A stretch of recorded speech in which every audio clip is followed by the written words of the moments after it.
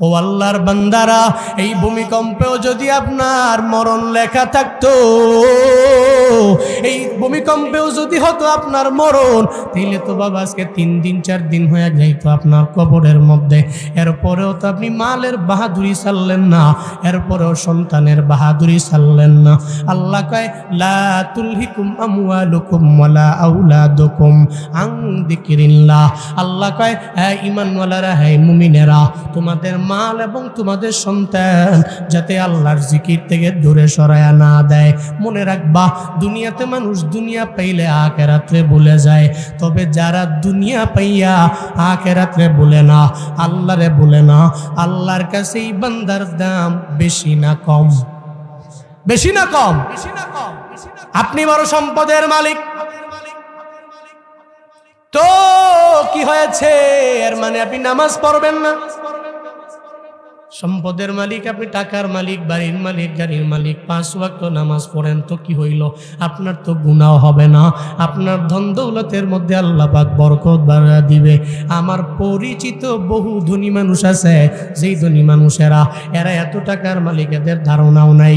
ঢাকা চট্টগ্রাম হাইওয়েতের মধ্যে 3-4টা তেলের পাম্প, আবার নিজের জায়গায়। উনি কত টাকার মালিক? আমি ওদিন জিজ্ঞাসা করলাম, হুজুর আমি জানিও না আমি কয় টাকার মালিক। ওলামায়ে কেরামদের বড্ড মহব্বত করি, ভালোবাসি, ছেলেগুলোরে মাদ্রাসায় পড়াই। আমি চাই যাতে আমার কবরের মধ্যে যাওয়ার পরে আমার সন্তান আমার জন্য কাজে লেগে যায়। উনি বলতে লাগলেন, হুজুর আমার যে এত টাকা, আমার মনে হয় না আমি নামাজ না পড়লে আমি পাগলের মতো হয়ে যাই। আমি ফজর পড়ে এরপরে আবার আমি 2 ঘন্টা ঘুমাইয়া আমার অফিসের মধ্যে আমি যাই, এরপরে জোহরের আজান হয়ে গেলে আমার যত বড় মিটিং আছে না কেন আমি বন্ধ করে দিলাম। এরপরে বন্ধ করে দৌড়ে চলে গেলাম মসজিদের মধ্যে, নামাজ পড়ে আবার আমি আমার কাজের মধ্যে ঢুকলাম। এরপরে আসরের আজান হয়ে গেল, আমি দৌড়ে চলে গেলাম নামাজের মধ্যে, ওখানে নামাজ পড়ে আবার আমি আমার কাজের মধ্যে ঢুকে গেলাম। আমি এভাবে 5 ওয়াক্ত নামাজ পড়ি, আমি রমজানের 30 রোজা রাখি, আমি আল্লাহরে ভুলি নাই। আপনি বলেন না, আমি যে আল্লাহরে ভুলি নাই, আল্লাহ কি আমাকে ভুলে যাবেন নাকি? আমি বললাম, আল্লাহ ওয়াদাবদ্ধ, তুমি যদি আল্লাহর না ভুইলা আল্লাহর জিকির যদি করো, আল্লাহ পাক বলেন ফাযকুরুনি ইয়াযকুরুকুম, তুই যদি আমার জিকির করো আমি আল্লাহ তোর জিকির করব। তুই আমার স্মরণ করলে আমি আল্লাহ বান্দা তোমার স্মরণ করব। তুই যদি আমার জিকির করে নাও আমি আল্লাহ তোমার জিকির করব। এই বাবারা, আল্লাহকে যেই বান্দা ডাকে আল্লাহ বান্দারে ডাকে। গর্তের পিপিলিকা আল্লাহরে ডাকে, আল্লাহ ডাকে সাড়া দিয়ে দেয়। জঙ্গলের একটা প্রাণী আল্লাহরে ডাকে, আল্লাহ ডাকে সাড়া দিয়ে দেয়। শুধু তাই না, একটা বিশাল সমুদ্রের মাছ সমুদ্রের অতল গর্বে আল্লাহরে ডাকলে আল্লাহ পাক ডাকে সাড়া দিতে দেরি করে না। তবে আপনার শর্ত হইল আপনি মাল পাইয়া আল্লাহরে ভুলবেন না, আপনি সন্তান পাইয়া আল্লাহরে ভুলবেন না। আল্লাহ আর সন্তান পাইয়া মাল পাইয়া যারা আল্লাহরে না ভুলে যায়, আল্লাহ কয় এর মতো দামি এই জমিনের মধ্যে আর কেউ না। লা তুলহিকুম আমওয়ালুকুম ওয়ালা আওলাদুকুম আন যিকরিল্লাহ। আল্লাহ পাক বলেন, সম্পদ আর সন্তান পেয়ে তুমি আল্লাহর জিকির ভুলে যেও না। আল্লাহর জিকির কি? মুফাসসিরিনে কেরাম বলেন 1 নম্বরে আল্লাহর জিকির মানে নামাজ। কি? সন্তান পাইয়া মাল পাইয়া নামাজ ভুইলা যেও না। কিন্তু কপাল পোড়া মুসলমান, সব বয়ান মজা লাগে, হুজুর ঘন্টার পর ঘন্টা বয়ান শুনান মজা লাগে। আমার ছোট মোবাইলটার মধ্যে রেকর্ড করে বাড়ির মধ্যে নিয়ে শুনবো, তাও মজা। রাতের বেলা ঘুমানোর আগে লাগে ঘুমাইব, তাও মজা। কিন্তু ফজরে নামাজ পড়ার ব্যাপারে আমারে বইলেন না। আল্লাহর কসম, আল্লাহর কসম,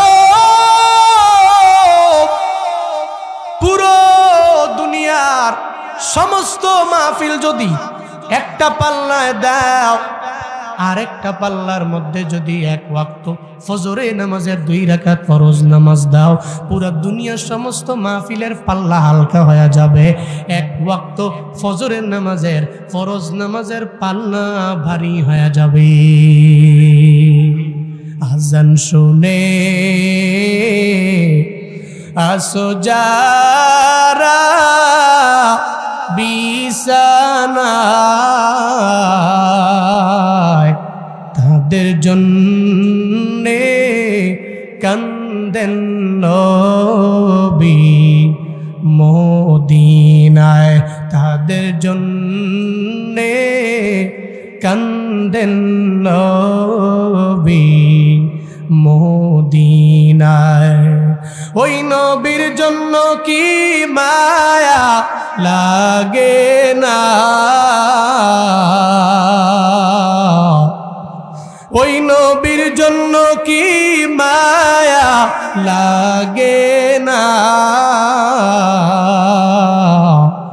হেরে উম্মত মসজিদে কেন হাসো না, হেরে উম্মত নামাজ কেনে পড়ো না। নামাজ না পড়লে মদিনাওয়ালা নবী আমার আপনার জন্য কান্না করে। রওজার মধ্যে আমার নবী শায়িত, হায়াতুন নবী আমার কবরের মধ্যে শুয়ে শুয়ে আপনারা আমার জন্য কান্না করে। উম্মত যখন নামাজে যায় না, আমার নবী আফসোস করে, এই উম্মতের জন্য আমি এত পরিমাণে কান্না করলাম, আমার উম্মতের জন্য এমন কি নাই যে উম্মতের জন্য আমি করলাম না। জামালপুরের মুসলমান, আমার মায়ার নবী আপনার আমার জন্য কি পরিমাণে পাগল বাড়া জানেননি। আল্লাহ কয় নবী উম্মতের জন্য কত পাগল। লাকাদ জাআকুম রাসূলুম মিন আনফুসিকুম আজিজুন আলাইহি মা আনিতুম হারিসুন আলাইকুম বিল মুমিনিনা রাউফুর রহিম।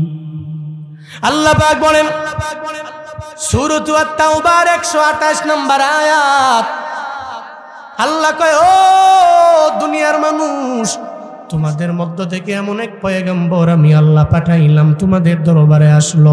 লাকাদ জাআকুম রাসূলুম মিন আনফুসিকুম, তোমাদের মধ্যকার একজন নবী আমি আল্লাহ পাঠাইলাম, রাসূল বানাইয়া ওনারে নবী বানাইয়া পাঠাইলাম। আজিজুন আলাইহি মা আনিতুম, এক নম্বরে উম্মতের ব্যথায় উনি নিজেও ব্যথিত হয়ে যায়।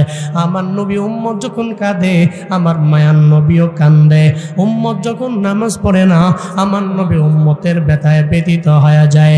কারণ দুনিয়াতে সব নবীদেরকে আমার আল্লাহ একটা পাওয়ার দিয়ে দিলেন, দোয়ার পাওয়ার। ওই দোয়াটা উম্মতের জন্য যে কোনো টাইমে যেভাবেই করবে আল্লাহ পাক কবুল করে নিবে।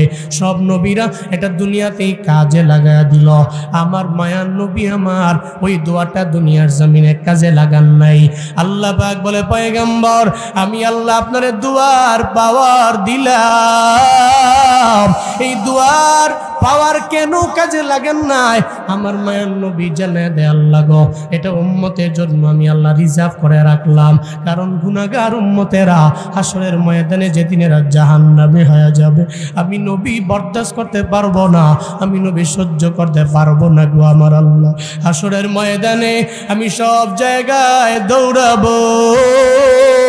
একটা মা সন্তানের জন্য যত পরিমাণে পাগল, আমি নবী উম্মতের জন্য পাগল হয়ে উম্মতের জন্য দৌড়াবো। কতক্ষণ থাকবে আমার নবী মাকামে মাহমুদে, আবার দৌড়ে যাবে আমার মায়া নবী হাউজে কাউসারের দরবারে। ওখানে চিন্তা করবে আমার উম্মত নিয়ে আবার পানি তৃষ্ণায় মারা যায়। আমার নবী আবার দৌড়ে চলে যাবে জাহান্নামের দোরগোড়ায়। আমার নবী তাকায় দেখবে জাহান্নামে কি কোনো উম্মত আমার আল্লাহ পাক দিয়া দেয় কিনা। আমার মায়া নবী চলে যাবে জান্নাতে, আমার উম্মতের আগে কেউ জান্নাতে ঢুকে কিনা। শুধু তাই না, আমার নবী কয় আখিরাতের জন্য আমি আল্লাহ আমার সব উম্মতের জন্য বরাদ্দ করে রাখলাম।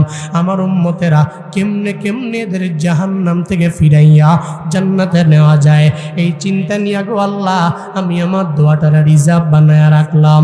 আল্লাহকে অসুবিধা নাই, এই দোয়া আখিরাতে আপনার জন্য আমি আল্লাহ রিজার্ভ বানায়া রাখলাম। রাইখা দিলাম। ও পয়গম্বর, জান্নাতে আমি আল্লাহ দরওয়াজার মধ্যে এমন এক দারোয়ান রাখছি, আমি বইলা দিছি ওই দারোয়ান অন্য কোন নবীর উম্মতেরা জান্নাতে ঢুকতে পারবে না, অন্য কোন নবীও যাইতে পারবে না।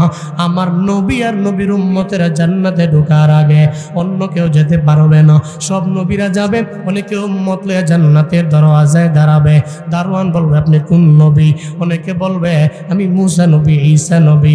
না না, জান্নাতের দরওয়াজা ওপেন করা হবে না। কার জন্য অপেক্ষায় আছো? মদিনাওয়ালা নবীর জন্য অপেক্ষায়। আল্লাহু আকবার। নবী উম্মত লিয়ে হাজির হয়ে যাবে,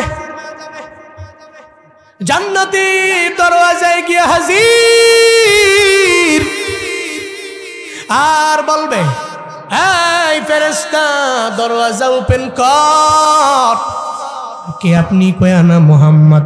সঙ্গে কারা? কয় উম্মতের নিয়ে চলে আসলাম। কয় জান্নাতের 8টা দরওয়াজা ওপেন আছে, যেই দরওয়াজা দিয়ে মন চায়, নবী অন্য কোন নবীর বেলায় না, অন্য কোন নবীর উম্মতের বেলায় না, জান্নাতের 8টা দরওয়াজা খোলা আছে, যেই দরওয়াজা দিয়ে মন চায় ওই দরওয়াজা দিয়া উম্মত লইয়া এই মুহূর্তে জান্নাতে ঢুকে যায়। আতিনা ফি দারে দুনিয়া না হাসান, হাতিনা ফি দারে উকবা না হাসান, ইয়া গিয়াসাল মুস্তাগীসি নাহদিনা লাফদিকার বিল উলুমে ওয়াল গিনা, হর গোরি দে নে কো তু তৈয়ার হ্যায়, झूना मंगे उस्त तो वे जारो है। নবী উম্মতের জন্য কত পরিমাণে পাগল, একটু চিন্তা করেন রে বাবা। আপনি নবীর জন্য কি করলেন, নবী উম্মতের জন্য কি করলো? কি চিন্তা অন্তরের মধ্যে। আমার মায়ার নবী বনু সাকিব গোত্রের লোকদের কাছে আমার নবী ছোটবেলায় গিয়েছিল তায়েফের ময়দানে। নবুয়ত পাওয়ার পর নবী চিন্তা করলেন বনু সাকিব গোত্রের মধ্যে আমি আবার যাব দাওয়াত দেওয়ার জন্য। একটা লোক যদি আমার চিন্না কালেমা পড়ে মুসলমান হয়, আমি সফল হয়ে যাব। তায়েফের ময়দানে নবী গেলেন, আর যা বললেন এই লোকেরা তোমরা যে মূর্তি পূজা করা আরম্ভ করে দিলা, এই মূর্তি পূজা তোমাদের জীবনেও জান্নাতে নিতে পারবে না, জীবনেও কোনোদিন সফল হতে পারবে না। পড়ে না লা ইলাহা ইল্লাল্লাহ, যদি পড়তে পারো সফল কাম হয়ে যাবা। সঙ্গে সঙ্গে এটা পড়ে নাও, যদি আমার সঙ্গে মিলায়া পড়তে পারো তাহলে সফল কাম তোমরা হয়ে যাবা। নবী দাওয়াত দেয়, একটা লোকও তায়েফের লোকেরা নবীর হাতে কালেমা পড়ে না, একজনও মুসলমান হয়ে যায় না, একজনও কালেমা পড়ে না, মুসলমান হয় না। উল্টা তায়েফের দুষ্ট লোকেরা এরা পাগল লোকদেরকে লেলিয়ে দিল। এরা কয় এই মুহাম্মদের মারো, তায়েফের মধ্যে রক্তাক্ত বানায় ফেলো, ওর মাথার মধ্যে মারো, ওর চোখের মধ্যে মারো, ওর বডির মধ্যে পাথর মারো। আমার নবীরে মারতে লাগলো রে বাবা। যেই নবীর চেহারা মুবারক আর বডি মুবারকের মধ্যে মশাও বসা হারাম। আল্লাহ পাক বলছেন, রে মাসি আমার নবী গায়ের মধ্যে বসতে পারবি না, আমি আল্লাহ তোর জন্য অবৈধ বানায়া দিলাম। আমার মায়ার নবী দুনিয়াতে আসার পরে আল্লাহ পুরা জমিনটারে নবীর দেহের বদৌলতে পবিত্র বানায়া দিল। ওই নবীর এরা মারে তায়েফের ময়দানে মারতে মারতে মারতে একটা পর্যায়ে আমার নবীর গা মুবারক রক্তে রঞ্জিত হয়ে গেল। ওই রক্তে রঞ্জিত হইয়া নবীর জুব্বা মুবারক লাল হয়ে গেল। ওই রক্তগুলো গড়াইয়া নবীর পায়ের মধ্যে ছিল মোজা মুবারক, ওই মোজা মুবারকের মধ্যেও রক্তাক্ত আমার নবীর মোজা মুবারক হয়ে গেল। একটা পর্যায়ে ওই মোজার মধ্যে রক্ত যাইয়া জুতার সঙ্গে পাটা নবীর লেগে গেল। আঘাতে আঘাতে রক্ত রঞ্জিত আমার পয়গম্বর। ও বক্সিগঞ্জের যুবকেরা, তোমার তো ফেসবুকের মধ্যে গ্রুপ আছে, ওই আমরা ব্লাড দেই, আমরা ব্লাড ডোনেশন করি। দেখবেন মাঝে মাঝে মানুষ বিপদের মধ্যে বললে ফেসবুকের মধ্যে লেখে অমুক হসপিটালের মধ্যে পজিটিভ রক্ত লাগবে, অথবা বি পজিটিভ রক্ত লাগবে, ও পজিটিভ রক্ত লাগবে। দেখবেন ফেসবুকের মধ্যে পোস্ট দেয়, তখন অত্র অঞ্চলের মধ্যে গ্রুপের যেই পোলাপানেরা রক্ত দেয়, দেখবেন দৌড়ে দৌড়ে রক্ত দেওয়ার জন্য চলে যায়। ওখানে 1 ব্যাগ দেয়, 2 ব্যাগ দেয়, এরপরে দেওয়ার পরে ডাক্তার তারে জানায় দিল, এই তোমার বডিটা দুর্বল হয়ে যাবে, তুমি আঙ্গুর ফল খাইবা, এরপরে তুমি ডালিম খাইবা। দেখবেন 1 ব্যাগ রক্ত টানার পরে পাগলের মতো হয়ে যায়, ও দুর্বল হয়ে যায়, ভাই আগের মতো পাওয়ার কেন আমার বডির মধ্যে নাই? আমার মায়ার নবীরে এত পরিমাণে আঘাতের পর আঘাত, আমার মায়ার নবীর পুরা বডি রক্তে রঞ্জিত হইয়া আমার মায়ার নবী দুর্বল হয়ে গেলেন, দূরে চলে গেলেন একটা আঙ্গুরের বাগানের মধ্যে। ওই বাগানের মধ্যে যে আমার নবী বসে রইল। এই বক্সিগঞ্জের মুসলমানেরা, আমায় একটু বলেন না রে বাবা, আমার নবীরে যে তায়েফের ময়দানের লোকেরা মারে, আমার আল্লাহ দেখছে কি দেখেন নাই? আল্লাহ জানে কি জানে না? আল্লাহ কয়, ও জিবরাইল,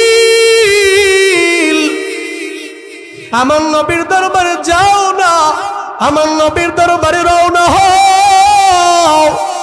পাহাড়ে নিয়োজিত ফেরেশতা লইয়া আমার নবীর দরবারে যাও। আমার নবী রক্তে রঞ্জিত, আমার মায়ার নবী রক্তে রঞ্জিত বডি আমি আল্লাহ সহ্য করতে পারি না। সঙ্গে সঙ্গে বলল, ও জিবরাইল তুমি একা না, পাহাড়ের নিয়োজিত ফেরেশতারে লইয়া নবীর দরবারে যাও। জিবরাইল আসলেন, আর একজন ফেরেশতাকে সঙ্গে করে লইয়া আমার নবীর সামনে এসে দাঁড়াইলেন। জিবরাইলও দাঁড়ানো, আমার নবীর সঙ্গে আর একজন ফেরেশতাও নতুন নবী দেখলেন। নবী কয়, জিবরাইল রে দেখ না, তায়েফের লোকেরা আমার এমন ভাবে মারলো, আমার পুরা বডিটা রক্তাক্ত বানায় ফেললো, আমার মুজা মুবারক রক্তাক্ত হয়ে গেল, আমার পায়ের সাথে জুতাও লেগে গেল, দেখ না কি পরিমাণে আমারে মারলো। আমার নবী কয়, জিবরাইল এই ফেরেশতারে তো আমি জীবনে কোনোদিন দেখি নাই, উনি কে রে? উনার পরিচয় আমারে দাও। ওই ফেরেশতা কয়, আসসালাতু ওয়াসসালামু আলাইকা ইয়া রাসূলুল্লাহ।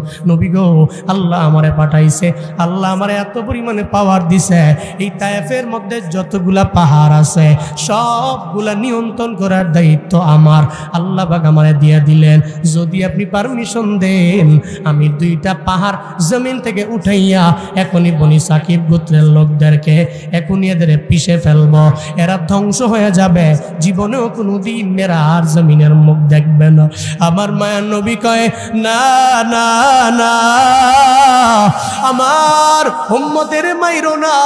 ও ফেরেশতা, পাহাড়ের চাপা দিয়ে যদি এদের মেরে ফেলো, যদি এরা মইরা যায়, আমি কার কাছে যাবো দাওয়াত লইয়া? আমি কার কাছে যাবো আমার কালিমার দাওয়াত নিয়ে? আমারে বলো না, এদের মাইরো না, এদের মাইরো না।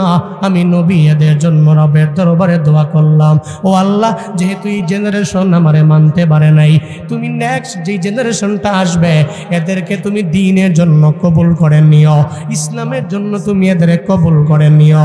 আমার মায়ার নবী এমন নবী, আজিজুন আলাইহি মা আনিতুম হারিসুন আলাইকুম, উম্মতের ব্যথায় আমার নবী ব্যথিত হয়। শুধু তাই না, উম্মত অকল্যাণকামী যাতে না হয়, আমার নবী উম্মতের জন্য দোয়া করে, ও আল্লাহ আমার উম্মতের তুমি কল্যাণকামী বানাও। শুধু তাই না রে বাবা, আমার নবী তোমার আমার জন্য কত পরিমাণে পাগল বাড়া। নবী চায় না একটা উম্মত জাহান্নামের পথে দৌড়ায়। উহুদের ময়দানে আমার নবীরে দান মুবারক শহীদ করে ফেললো, রক্তে রঞ্জিত মাঠের মধ্যে নবী বসে রইল। জিবরাইল এসে কয়, ও নবী আপনি বললে এদের সবাই মেরে ফেলবো। আমার নবী কয়, না রে, এদের মাইরা ফেললে আমি দাওয়াত দিব কারে? আমায় বল না, আমি তো যুগের সমস্ত লোকদের মারার জন্য দুনিয়াতে আসি নাই। আল্লাহ আমারে কেন পাঠাইছেন? ওয়ামা আরসালনাকা ইল্লা রাহমাতাল লিল আলামিন।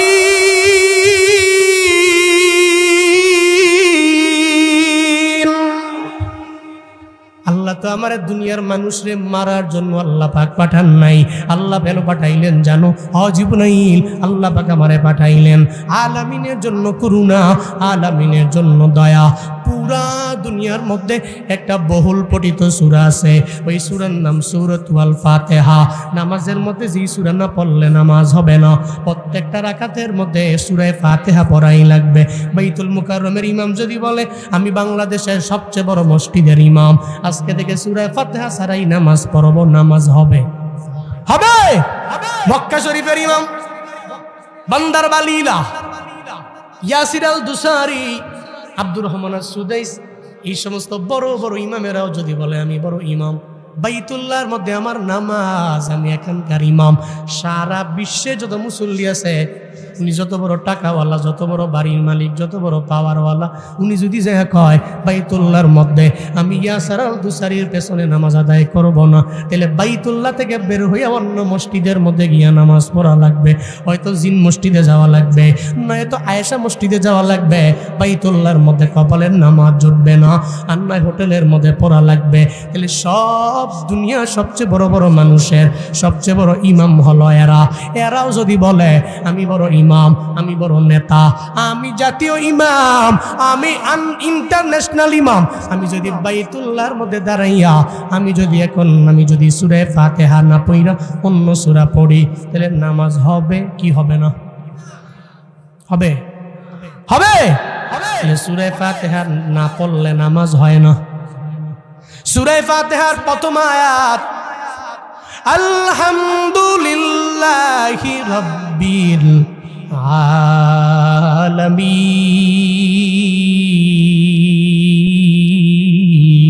আলামিন। সব প্রশংসা কার জন্য? কার জন্য? লিল্লাহি রাব্বিল আলামিন। আল্লাহ মৌসুফ, সিফাত রব্বুল আলামিন। রব্বুল আলামিন আল্লাহর গুণ, আল্লাহর সিফাত। উনি আল্লাহ, প্রশংসা আল্লাহ। আল্লাহকে হু ইজ গড, উনি হচ্ছে রব্বুল আলামিন।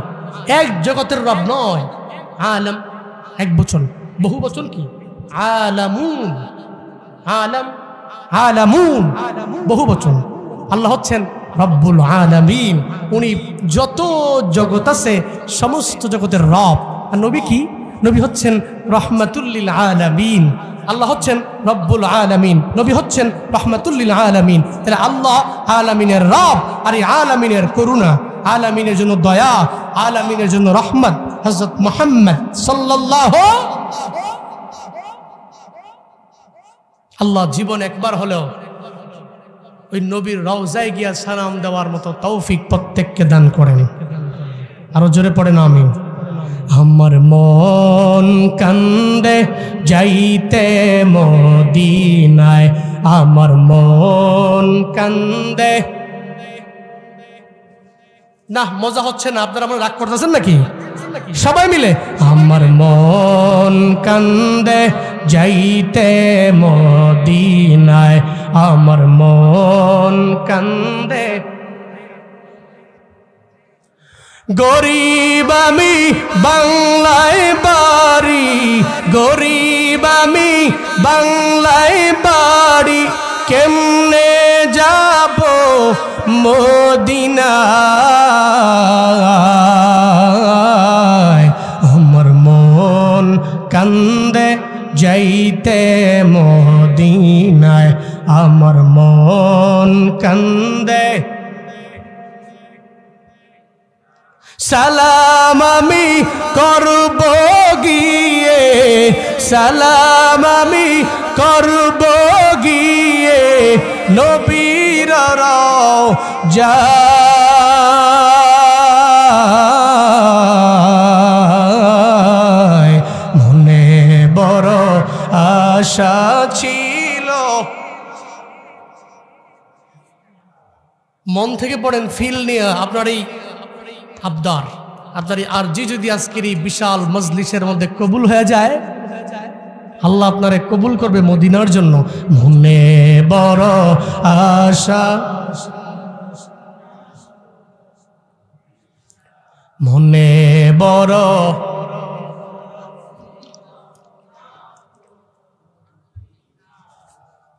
আল্লাহ জীবনে একবার হলেও যাওয়ার তৌফিক দান করেন। আরো জোরে পড়ে না আমিন। বাপ নবীজি আজিজুন আলাইহিমা আনিতুম হারিসুন আলাইকুম, শুধু তাই না, বিল মুমিনিনা রাউফুর রহিম। আল্লাহ পাক বলছেন রাউফুর রহিম হচ্ছে আমি রবের সিফাত। রাউফ রহিম দয়ালু, কার গুণ? কার গুণ? আল্লাহর গুণ। কিন্তু সূরাত তাওবার 128 নম্বর আয়াতে আল্লাহ পাক নবীর বেলায় বলছেন নবীজি মুমিনদের জন্য এত দরদ। আজিজুন আলাইহিমা আনিতুম এটা আম, হারিসুন আলাইকুম আম, বিল মুমিনিনা রাউফুর রহিম খাস। কার দ্বারা? মুমিনিনদের দ্বারা, মুমিনিনদের দ্বারা, মুমিনিনদের জন্য। যেটা আম ওটা কুফফারদের জন্য, আবার মুমিনদের জন্য। যেটা আম এটা সবার জন্য, যেটা খাস এটা মুমিনদের জন্য। আল্লাহ কয় রসুল এমন পাঠাইছি তোমাদের কাছে, উনি এমন, উনি এমন, উনি হচ্ছেন বিল মুমিনিনা রাউফুর রহিম। আমি আল্লাহর যে গুণ রাউফুর রহিম, মুমিনদের জন্য আমার নবী রাউফুর রহিম। বলেন সুবহানাল্লাহ।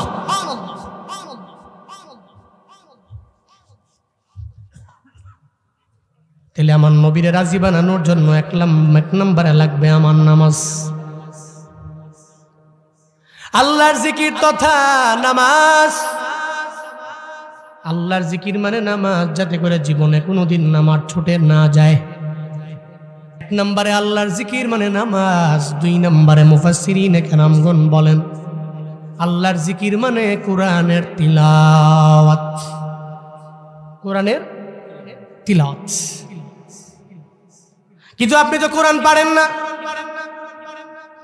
আপনার ছোটবেলায় আপনার মা বাবাও কোরআন শিখাইল না রে বাবা, তাহলে কোরআন পারেন না, আপনি পারেন না, মা বাবায় শিখায়ও নাই।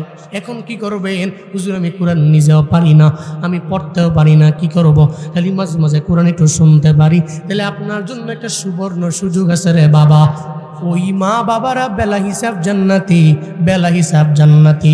কয় 4 শ্রেণীর মা বাবা, 4 শ্রেণীর মা বাবা, এরা বেলা হিসাব জান্নাতি। আল্লাহ পাক এদের জান্নাতের মধ্যে দিয়া দিবে। এরা বড় ভাগ্যবান মা বাবা।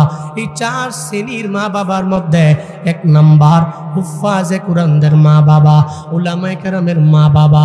ওনার সন্তানটারে উনি কষ্ট করে মাদ্রাসার মধ্যে পড়াইল, সেও মাদ্রাসার মধ্যে পড়ে হাফেজ হয়ে গেল, নিজের আলেম বানাইল। আলেম হইয়া তদ অনুযায়ী নিজের জিন্দেগিটাকে বাস্তবায়ন করল।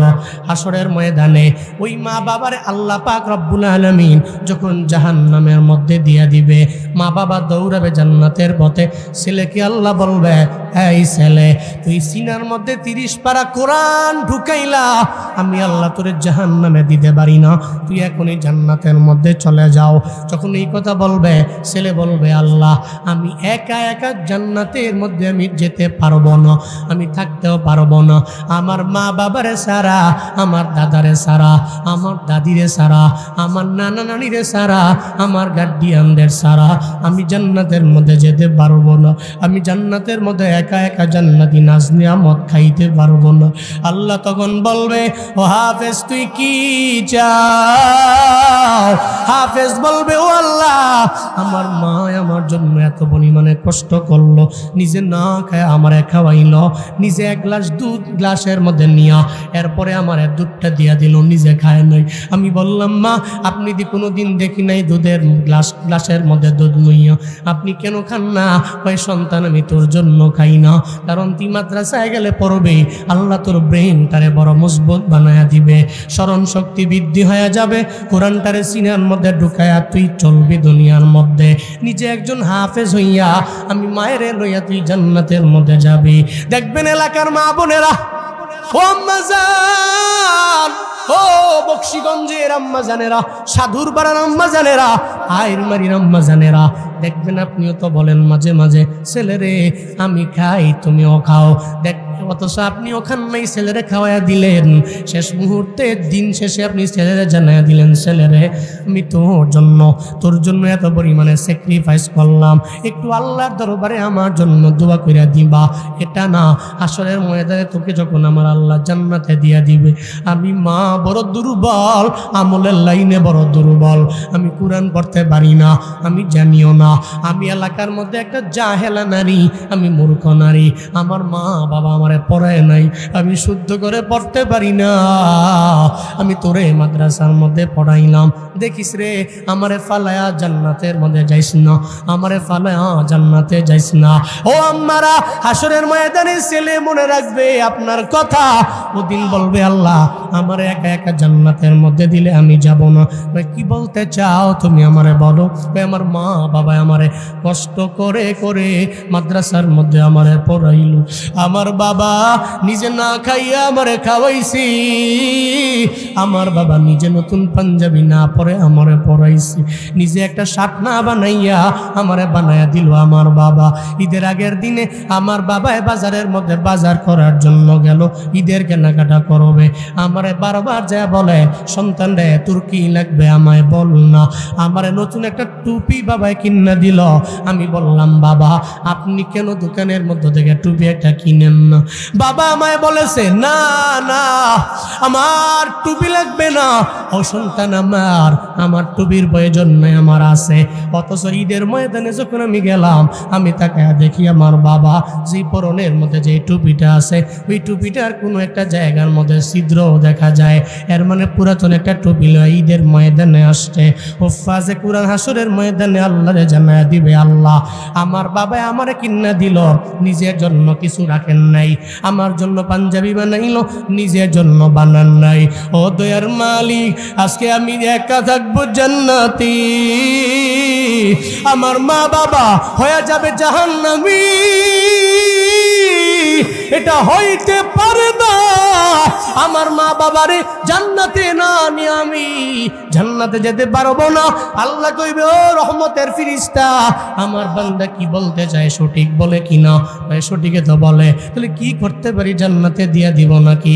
হাই হুফাজে কুরআন, যা যা, আমি আল্লাহ তোর আবদার পূরণ করে নিলাম, আমি আল্লাহ তোর রিকোয়েস্ট পূরণ করে নিলাম, আমি আল্লাহ তোর মা বাবার কপালের মধ্যে জাহান্নাম লিখা হয়ে গেছে, কদ ওয়াজাবাত লাহুমুন নার, এদের জন্য জাহান্নামটা ওয়াজিব হয়ে গেছে, জাহান্নাম থেকে ফিরে আন, জান্নাতে দরজা ওপেন আছে। এই হাফেজে কোরআন, তোর কোরআন সিনার মধ্যে কোরআন থাকার কারণে আমি আল্লাহ তোর প্রতি এত পরিমাণে রাজি হয়ে গেলাম, তোর প্রতি এত পরিমাণে সন্তুষ্ট হয়ে গেলাম। আমি চাই না তোর মা বাবা জাহান্নামে থাকুক, তোর বংশের 10 জন যে যারে তোর পছন্দ হয় জাহান্নামেদের জন্য ওয়াজিব, এদের বাসিয়া বাসিয়া বেছে বেছে আইনা এই মুহূর্তে তুই সবাইরে নিয়া জান্নাতে চলে যা। চিল্লায়া পড়া যাবে কি সুবহানাল্লাহ। ও বক্সিগঞ্জের বাবারা মারা, একটা ছেলেরে মানুষের মতন মানুষ বানাইও, ছেলেরে মাদ্রাসায় পড়াইয়া হাফেজ বানাইও, একটা ছেলেরে মাদ্রাসায় পড়াইয়া আলেম বানাইও। বুঝবা না দুনিয়ায়, বুঝবা কিয়ামতে, আখেরাতে গেলে বুঝবা এই সন্তান তোমার জন্য কি পরিমাণে ফায়দা। সবাই রেখে চলে যাবে কবরের মধ্যে, বাবা তুমি হয়ে যাবা একা। ওই কবরে কেউ নাই, সাথী নাই, বাতি নাই, দরওয়াজা নাই, জানালা নাই, কেউ নাই রে বাবা। কবরের মধ্যে তুমি বড় একা একা কবরের মধ্যে থাকবা। এই বাবারা, একটু চক্ষু দুইটা বন্ধ করে একটু চিন্তা করেন না, কবরের মধ্যে আপনি একা একা শুয়ে রইলেন, সব মানুষেরা জানাজা দিয়া মুনাজাত লাস্টে দিয়া সবাই বিদায় দিয়া চইলা গেল, আপনার সন্তানের কান্নার আওয়াজ সবাই কান্না করে, একপাশে দাঁড়ায়া দাঁড়ায়া বাড়ির আঙ্গিনায় কান্না করে। চলে গেল 1 সপ্তাহ, চলে গেল 1 মাস, হঠাৎ করে কবরের মধ্যে আপনি একা, ওই বাঁশমুড়ার জঙ্গলের চিপার মধ্যে আপনার কবরে কেউ যায় না, ছেলে যায় না, মেয়ে যায় না, আপনার কেউ যায় না, বন্ধুরা যায় না, আপনার বিবি যায় না, কেউ যায় না। আপনি কবরের মধ্যে একা একা শুয়ে রইলেন, আর ওই কবরে জাহান্নামের আগুন যদি ধাউ ধাউ করে জ্বলে রে বাবা, কেমনে সহ্য করবেন আমায় বলেন না। দুনিয়াতে আগুন লাগলে তো পাগলের মতো হয়ে গেলেন। তাই নাতি মোবাইলটা আন, 999 একটা ফোন দিয়া দাও। 999 ফোন দিল, ওই বক্সিগঞ্জ বাজার থেকে ফায়ার সার্ভিসের লোকেরা দৌড়াইয়া চলে আসলো। সব ফায়ার সার্ভিসের 1 ইউনিট আসলো, 2 ইউনিট আসলো। এরা পানি মাইরা বিভিন্ন মাধ্যমে আগুন নিভে ফেললো, আগুনও নিভে গেল। কিন্তু আপনার 3.5 হাত কবরের মধ্যে যদি আগুন লাইগা যায়, একটু বলেন না ওখানে কোনো ফায়ার সার্ভিস আছে? আছে? ওই কবরের আগুন বন্ধ কেমনে করবেন? সন্তানটারে আলেম বানায় যান, হাফেজ বানায় যান। এই সন্তান যদি মা বাবার কবরের পাশে গিয়া দাঁড়াইয়া, মা বাবার সামনে দাঁড়াইয়া একটু যদি চিন্তা করে নেয়, ও মা তুমি ছিলে আমার সুন্দরী মা, দুনিয়াতে থাকতে তোমারে দেখার জন্য আমার বাবা যখন বিয়া কইরা বাড়ির মধ্যে নিয়ে আসলো, এলাকার লোকেরা লাইন ধইরা গেল, মা তুমি এত সুন্দরী মা ছিলে আমার, আমার জন্য এত মায়া ছিল তোমার, ও মা তুমি বিদায় নিয়ে চইলা গেল। আজকে কবর থেকে আমি তোমার বিন্দু মাত্র পরিমাণ খবর নিতে পারি না। আপনি বাবার কবরের পাশে গিয়া দাঁড়াইয়া আপনি বলবেন বাবা বিদায় নিয়ে তো চইলা গেলেন, তবে অসুবিধা নাই, বহুদিন পরে না হয়তো কয়েকদিন পরই তোমার সাথে আমার মোলাকাত হয়ে যাবে। কারণ হায়াতের জিন্দেগি আমার 200 বছর না, আমার হায়াতের জিন্দেগি 500 বছর না, আপনার সাথে আমার মোলাকাত হয়ে যাবে। কবরের পাশে যাবেন, ওখানে গিয়া দাঁড়াইয়া মা বাবার কবরের পাশে সন্তান দাঁড়াইয়া সিনার মধ্যে 30 পারা কুরআন যার আছে, ও তো নূরুন আলা নূর।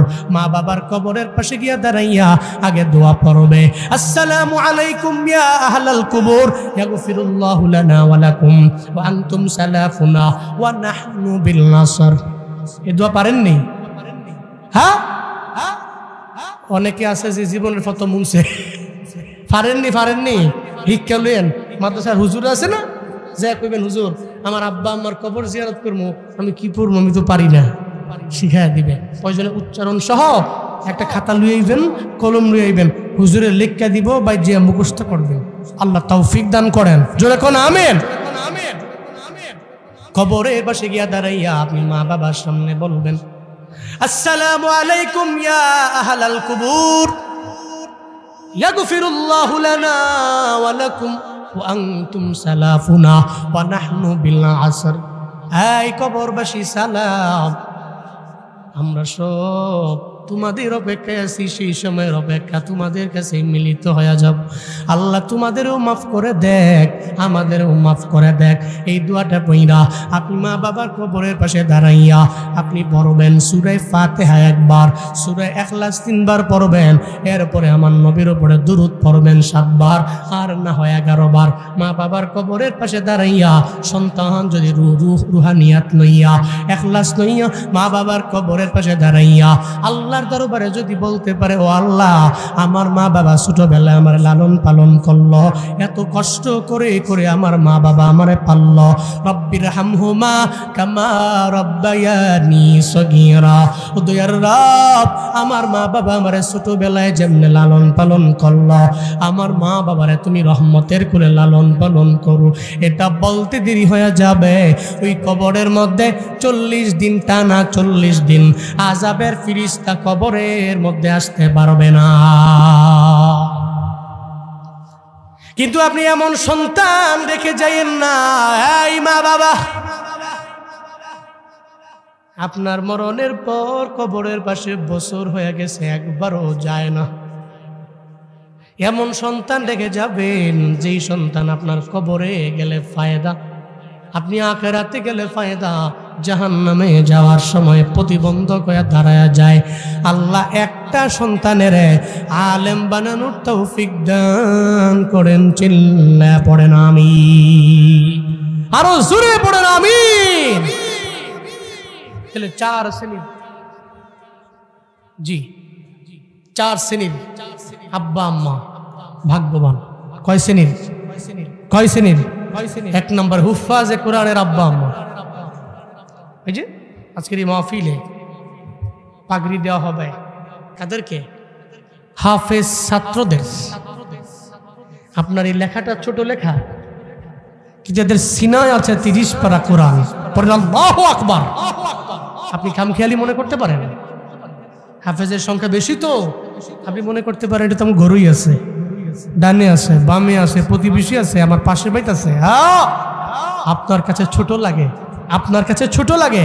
30 পারা কোরআন যে সিনায় ঢুকাইছে, রহমতের ফিরিস্তারা ও যেদিক দিয়ে হাঁটে, যেদিক দিয়ে হাঁটে সব রহমতের ফিরিস্তা ওর ডানে বামে হাঁটে, আর তারে সেফটি দেয়। সুবহানাল্লাহ পড়বেন না, তার প্রোটোকল দেয় তার ডানে বামে। আপনি হাঁটলে শয়তান প্রোটোকল দেয়। আপনি তো হাঁটতেছেন আর টানতেছেন বিড়ি, শয়তানও খুশি, কয় আমার থেকে তুই বড় শয়তান, কয় ফাতর আমার নামে এরা তোরে মারা উচিত। কথা বুঝেন নাই? কিন্তু হাফেজে কোরআন নামটা ছোট, লকবটা ছোট, কিন্তু এরা দামি। এই মাদ্রাসায় একটা সন্তান হইলেও দিবেন, আপনি এই মাদ্রাসায় দেওয়া লাগবে এটা বলিনি আমি। একটা মাদ্রাসায় একটা ছেলে, 3টা ছেলে আপনার, আমি বলি না আপনার 3 পোলারই আপনি আলেম বানান, আপনি বানান ইঞ্জিনিয়ার, একজনকে ডাক্তার বানান, আর একটা ছেলে মাদ্রাসায় দিয়া ওরে হাফেজ আলেম বানান। ওরে বইলা যাবেন তোর কাছে আমার ওসিয়ত, আমার মরণের পরে আমার জানাজা তুই পড়াবি।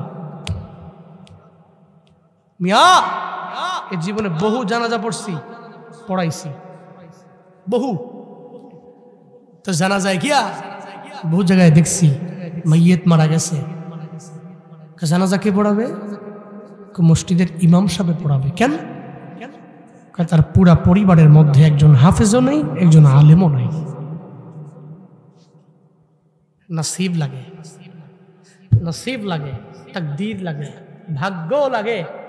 আপনার ছেলে আপনার জানাজা পড়ায়, আপনার ছেলে আপনার হাতের মধ্যে লয়া কবরের মধ্যে শোয়াবে, যার সিনায় 30 পারা কোরআন আছে। এই পর্যায়ে পৌঁছতে নসিব লাগে।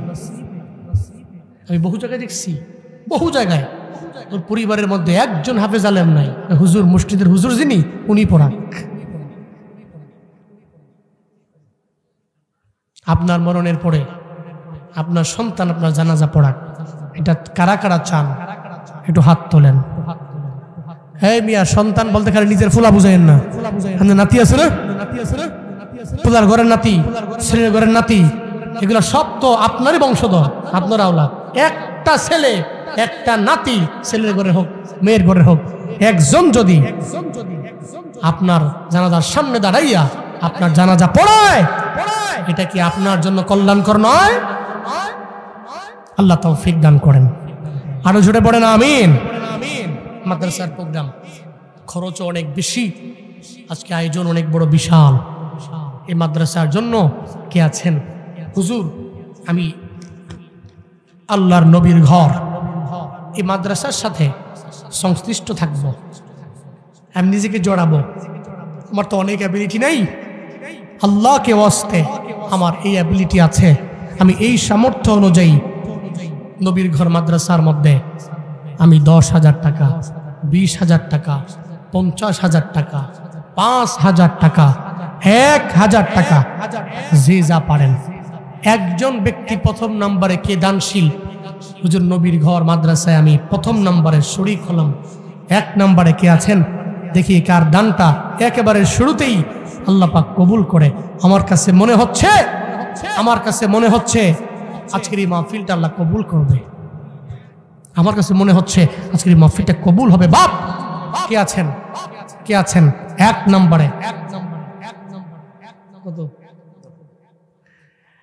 নারায়ে তাকবীর, লিল্লাহে তাকবীর। আমার রিপন ভাই প্রথমত আসার পরে আমরা একসাথে খাইছি, স্টেজ পর্যন্ত আইছি, ততক্ষণ পর্যন্ত মূল পরিচয় হয় নাই যে বাসা কোথায়। পরে বাসাটার সাথে যখন করতে গেলাম জিজ্ঞেস করলাম, পরে দেখি যে উনি যে প্ল্যান নিয়ে আগাইতেছে ওটা আমার বাসার পাশে, মানে আমাকে প্রতিবেশী হয়ে যাবো। মাশাআল্লাহ। রিপন ভাই উনি মাদ্রাসার জন্য উনি দিবে 10,000 টাকা। মারহাবা পকেটে থুইয়া এটা বাড়ি যে কইেন গা আমাদের বউর লগে জোরে কয় না মারহাবা। আরে সুবহানাল্লাহ, এত বউ পাগল এই মানুষগুলো যে বউর লগে মারহাবা কইব, এনে কইতো না। জোরে কয় না মারহাবা, লিল্লাহে তাকবীর। আল্লাহ রিপন ভাইয়ের দানকে কবুল করেন, মঞ্জুর করেন।